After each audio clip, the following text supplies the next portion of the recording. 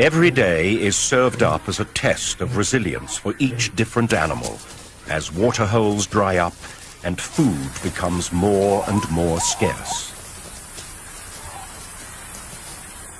Only the toughest individuals of the most resilient species will make it to the other side of this harsh test. Most animals will move away to seek sustenance and water near the mighty rivers of the north. Zebra and buffalo begin to leave as resources dwindle and the hot breath of the dry season begins to wither all before it.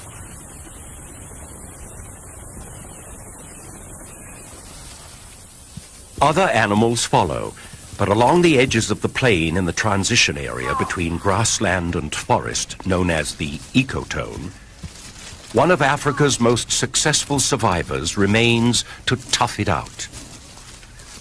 The graceful and resourceful impala. The beauty and seeming frailty of these timid antelopes belies an ability to survive not only the adverse elements, but also a constant and savage onslaught from every predator that shares their world. In March, at the beginning of the dry season, the impala population is gathered in mixed herds, and the shorter day length sets off a switch in the hormonal activity of the males.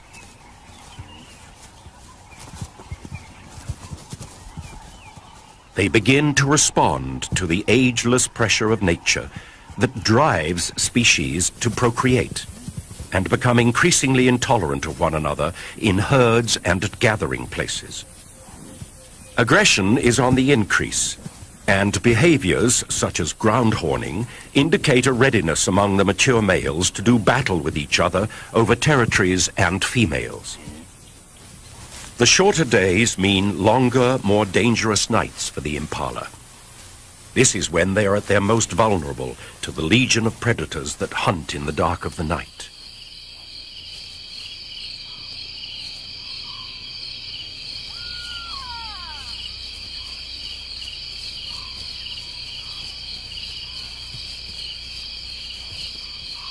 But as the moon becomes full early in the year, it triggers another passage of savagery in the tension-filled life of the impala herd. The yearly ritual known as the rut. The rut is the annual competition for territory and mating rights among the prime males in the population.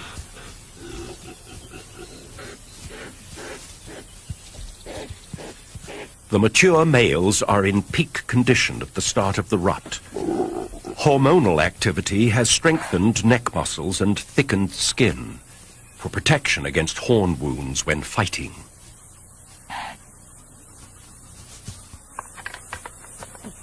Fights at first are limited to bouts of light sparring and horn twisting. This allows males to size each other up without serious damage. But soon, along the edges of the plains and around the waterholes, fierce battles begin to break out.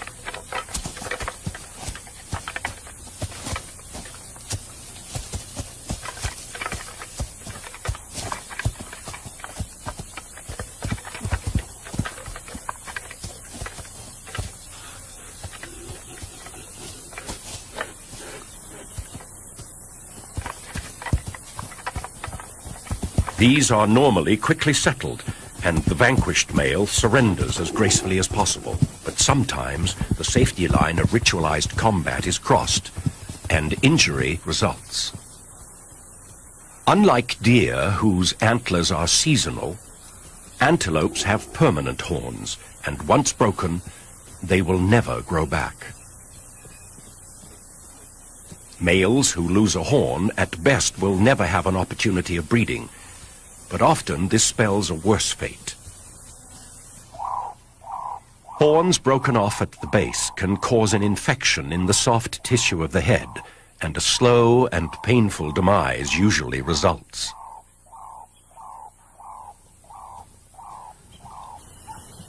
In particularly violent exchanges, a male can lose both horns, and then has no way of defending himself against painful stab wounds.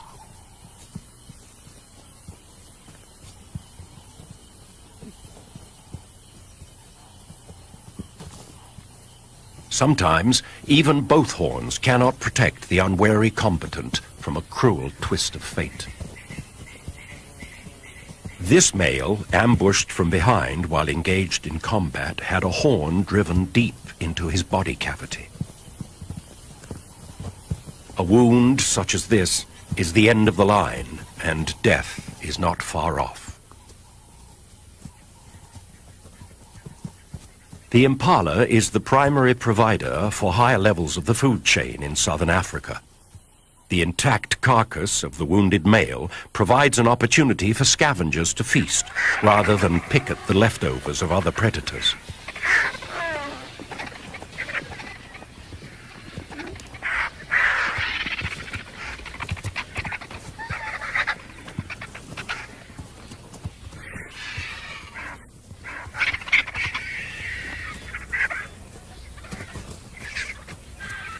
This is just the beginning of the violent month of the rut, when the process of natural selection can be seen in action as weaker males are removed from the gene pool.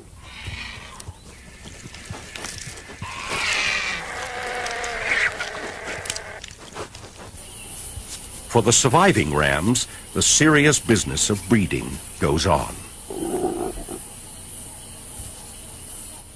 Once a hierarchy has been established, the most dominant male stakes out the prime territory and begins to display ownership.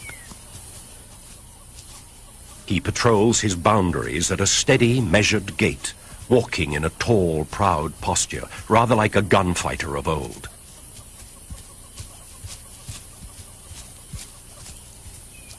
When an intruder is detected, he stops, draws himself up, and stares steadily at whoever is foolish enough to challenge him. Interloping males are chased until they are forced off the territory, usually right into the next dominant male's line of fire.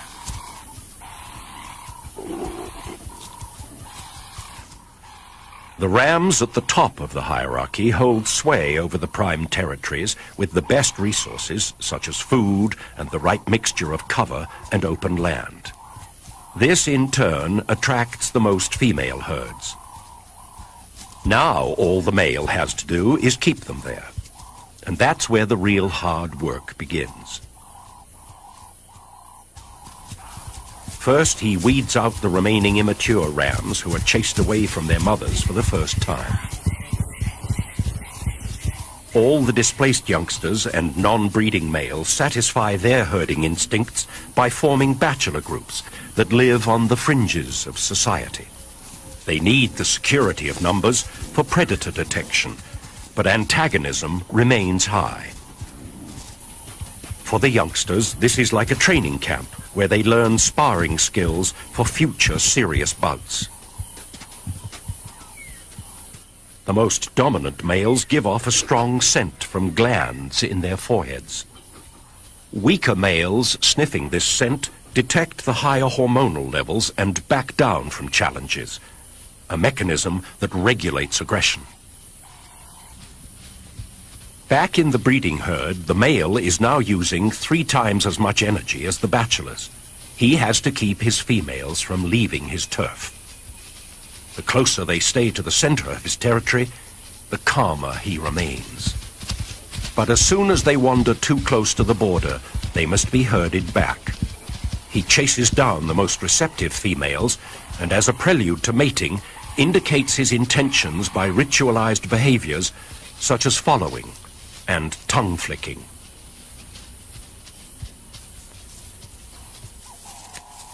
In between mating, he has his boundaries to keep and marks his territory by rubbing a secretion from his forehead glands on surrounding vegetation.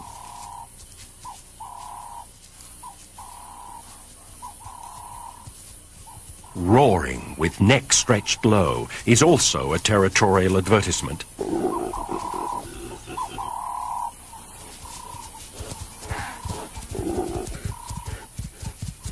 The dominant male of the herd is now being stretched to his limits. Not only must he mate as often as he can and repel sneak raids from amorous males in the surrounding bachelor herds, but he has to herd his females all day long.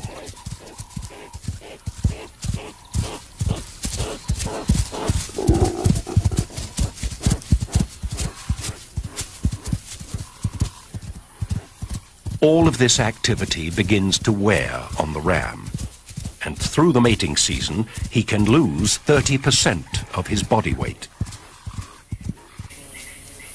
He also loses the edge that is the impala's only line between survival and disaster. And at this time of year, the predators begin to target the noisy and conspicuous males. A female cheetah, with almost full-grown cubs, has part of her territory in the impala herd's area. Attracted by the sounds of the rutting rams, she moves towards the edge of the plains under the watchful eye of some giraffe.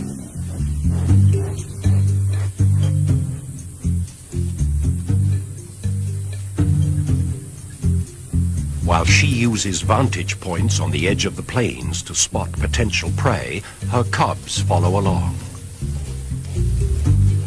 At 16 months, they are old enough to become effective hunters and are enthusiastic learners, mimicking all of Mother's moves to learn her skills.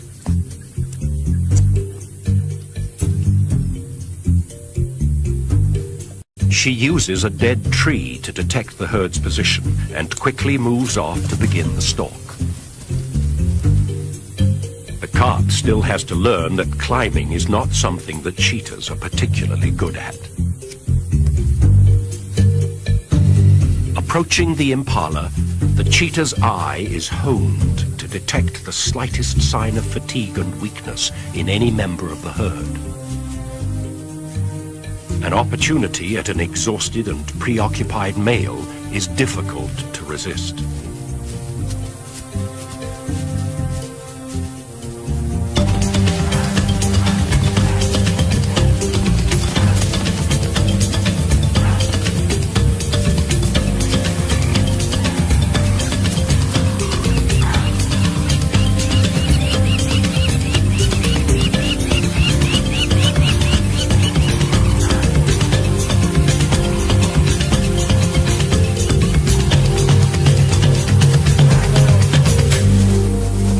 Swift strike of the cheetah catches the male totally by surprise.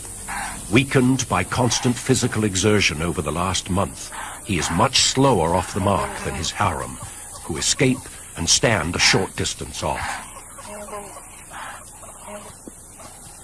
Cheetah rely on the speed of the chase to exhaust their prey, which they then quickly suffocate by cutting off air with a throat bite. A noisy kill out in the open like this is likely to draw unwanted attention. Many other predators are alert to opportunities at this time of the year, and the local pirates are no exception. A hyena clan has a den nearby with hungry young pups, and they are constantly on the lookout for easy meals. The bleats of the ram and the alarm snorts of the herd are exactly the signs that the hyenas wait for, and they are quick to react.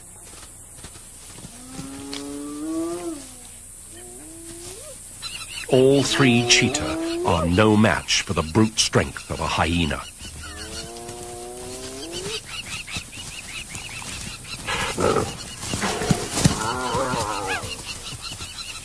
They cannot afford the slightest injury. A mere broken toe would throw off their fine-tuning and affect hunting success. So the family grudgingly backs down.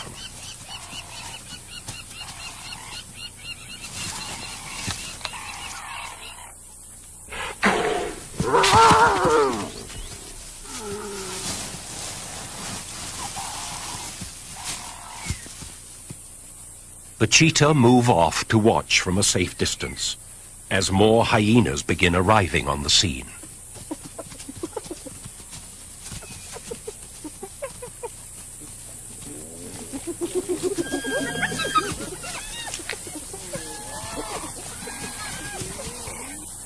It's better to hunt again than to risk a brawl with nature's most ruthless gang members.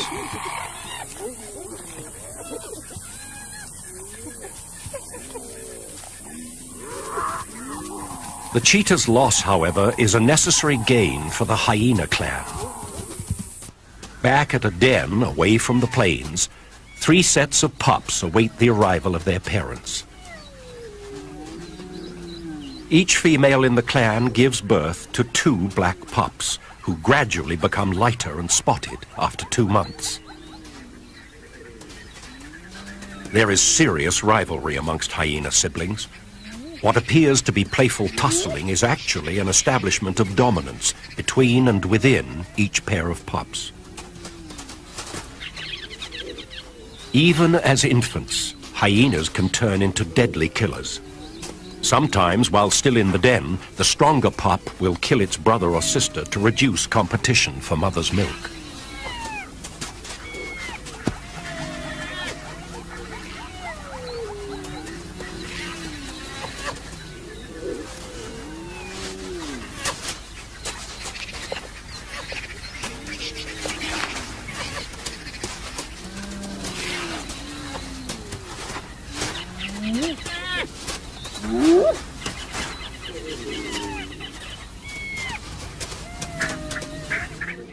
The dry season is now moving into its 3rd month, and things are getting tougher for the impala and many other species of the plains. Waterholes and rivers are drying up rapidly. The days are baking hot, and temperatures plummet at night. Winter is the beginning of an easy time for the predators, as animals slowly weaken from lack of nutrition.